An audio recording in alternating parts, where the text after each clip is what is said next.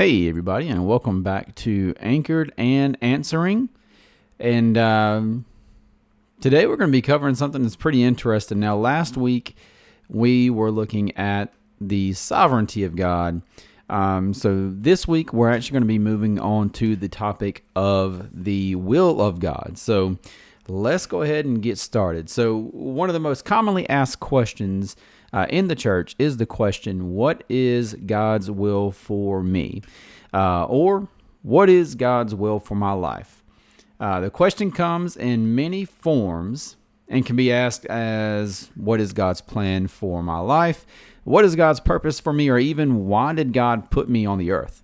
So usually when we ask these questions, we are ultimately seeking to find purpose, to ease anxiety, or for comfort in seasons of suffering. So oftentimes we are looking for guidance or direction on specific events in our lives, be it marriages, jobs, or friendships. Something like, should I marry this person or that person? Should I take this job or that job? While asking these questions is not necessarily a negative thing, because it is a good thing to want to know the will of God, we must understand what it is we are actually asking. Rather, what do we mean when we speak of the will of God? And ultimately, how can we know God's will? So what do we mean when we say God's will? So in Scripture, we see many mentions of God's will. We see in Matthew 26, verses 36 through 56, Jesus praying in Gethsemane on the night of his betrayal. So his disciples had fallen asleep, though he had told them to watch and pray, and Judas was leading the crowd to Jesus so that they could seize him. All the while Jesus was praying, knowing about his impending capture and death, and sweating blood, yet he still uttered the words to the Father, "Your will be done."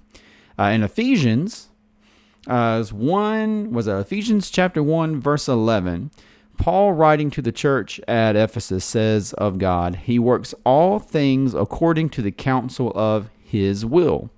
And of course, in Matthew chapter 6, verses 9 through 13, in what is commonly known as the Lord's Prayer, Jesus, while teaching his disciples to pray, tells them to pray, "Thy kingdom come, thy will be done." Now, the word will itself has multiple meanings. For example, if I said, "I will call you back tomorrow," the word is being used as a verb to describe a future action. We also can refer to will as a legal document. So this kind of will is referring to a legal document that outlines how to handle your estate when you die. However, when we talk about will specifically in context of today's topic, we are talking about the will of mind and intent. So this type of will represents the faculty in deliberate choice, desire, or determination. So when we speak of God's will, we are speaking of God's intent. What is it that God in his sovereignty intends to do? Now, when looking at Scripture, theologians have typically viewed three categories of God's will. Now, this is not to say that there are three different wills of God as though God were divided internally. They are rather three ways theologians describe different aspects of how Scripture speaks about God's will. So to start with, we will talk about God's sovereign will. So one of the aspects of God's will is called his sovereign will. This aspect of God's will describes his eternal sovereign plan, determining what ultimately comes to pass. Sometimes this is also called his decretive or hidden will. It is called his hidden will because this will is not made known to us ahead of time. Often it is hidden to us until it actually happens. This is usually what we are asking to know when we ask or question what God's will is for our lives. Now, for this, we refer to Deuteronomy 29:29, where Moses says, "The secret things belong to the Lord our God, but the things revealed belong to us and to our sons forever, that we may observe all the words of this law." It is also called his sovereign or decretive will because it has to do with what God decrees or ordains. Now, what God in his sovereignty decrees will come to pass. It cannot fail. So when God spoke in creation, it came to pass. When he said, "Let there be light," there was light.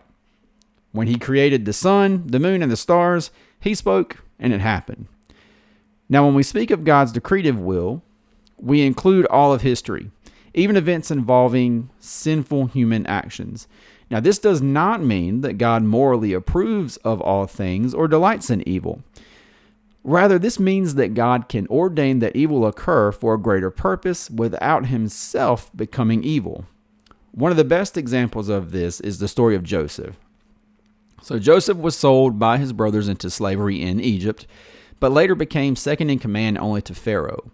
And in Genesis chapter 50, verse 20, Joseph tells his brothers, "You meant evil against me, but God meant it for good." Now, Joseph's brothers sinned, but God sovereignly used it for salvation. Now, the 1689 Second London Baptist Confession in chapter 3, paragraph 1 and 2 describes God's decree in the following manner. So 1, God hath decreed in himself from all eternity by the most wise and holy counsel of his own will freely and unchangeably all things whatsoever comes to pass. Yet so as thereby is God neither the author of sin, nor hath fellowship with any therein, nor is violence offered to the will of the creature, nor yet is the liberty or contingency of second causes taken away, but rather established, in which appears his wisdom in disposing all things, and power and faithfulness in accomplishing his decree. Now we're going to go to part 2. It says, "Although God knoweth whatsoever may or can come to pass upon all supposed conditions, yet hath he not decreed anything because he foresaw it as future or as that which would come to pass upon such conditions." So ultimately, God's sovereign, decretive, or hidden will is not for us to know. It falls under the secret things that belong to the Lord. Now we also see Moses in Deuteronomy 29:29. After stating that the secret things belong to the Lord our God, he then states that the things revealed belong to us and to our sons forever, that we may observe all the words of his law. Here we begin to speak of the preceptive or revealed will of God. Now, this will tells us what God commands. God's preceptive will includes his laws, moral instructions, and commands in Scripture. We as humans can obey or disobey it. There are plenty of examples of this throughout Scripture. We could look starting in the garden, for instance. So in the garden, God said, "Don't eat," but Adam and Eve ate. They chose to disobey the commandment of God, thus causing the fall. We see in Exodus, God gives the 10 commandments. And the first commandment was, "You shall have no other God before me." We see this commandment given in Exodus chapter 20. And by the time we get to Exodus chapter 32, the children of Israel have made a golden calf to worship. Of course, the more we read Scripture, the more we see God making clear what his commandments are, and the more we see people violating those commandments. Now, here we see a major difference between God's sovereign or decretive will and his preceptive will. Now, when we look at God's sovereign will, it cannot be resisted and will come to pass, but his preceptive or revealed will can be disobeyed. And while we have the power to break it or disobey it, we do not have the right to do so. So ultimately, it is through the preceptive will of God that we can have at least some sort of answer to the question, what is God's will?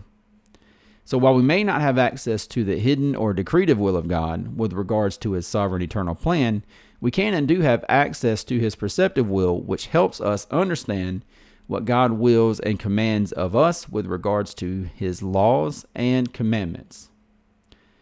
Now, outside of God's sovereign will and preceptive will, we can also get an understanding of what is pleasing to God. So this is called God's will of disposition. So God's will of disposition helps us understand what God genuinely delights in or desires morally in his character, even when he does not decree it to occur.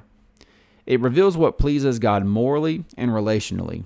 For example, in Ezekiel 18:23, God asks, "Do I have any pleasure in the death of the wicked, declares the Lord God, rather than that he should turn from his ways and live?" We see here that God does not delight in judgment itself. He prefers repentance.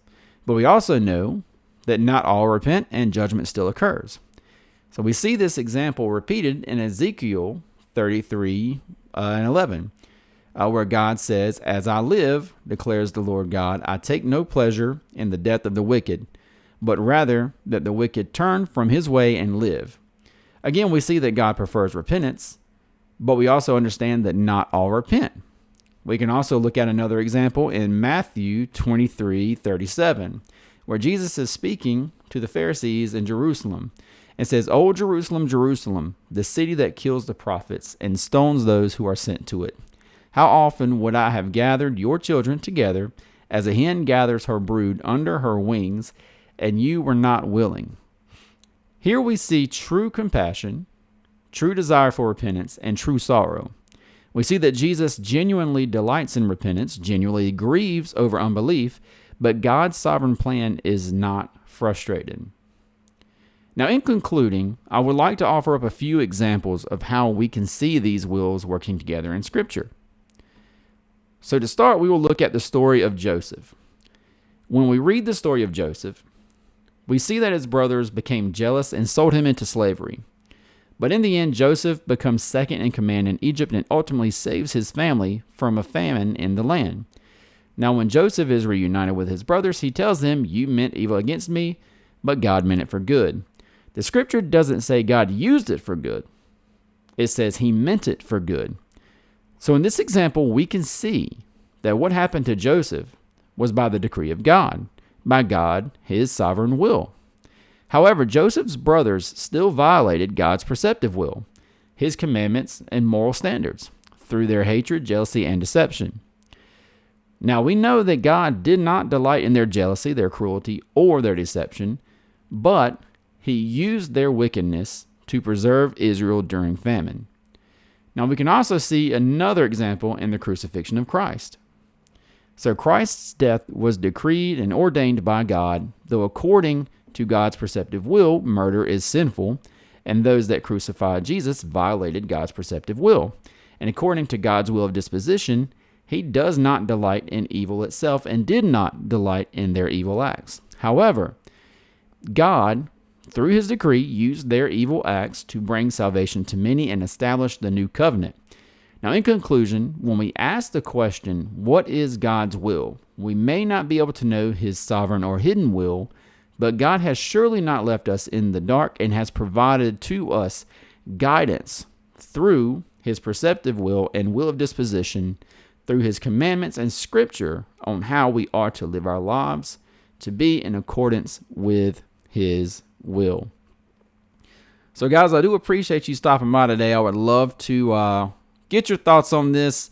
There are a couple resources that I've been looking into. I'll have to gather those for you and maybe put those out as far as like the books. There's one specifically. There's what is it? There's a like a 38 booklet set that R.C. Sproul's has, and it's talking about it's complicated questions or something like that. But it's something that it actually breaks this down a little bit more. But either way, guys, I really hope that this blessed you guys. Always would love an open discussion. Of course, if you have any questions, if you want to continue the conversation on this specific topic, please feel free to do so in the comments. I'll definitely try my best to respond. But outside of that, guys, I hope everybody's doing well. I'll keep all you guys in prayer. God bless you, and we will see you guys in the next one.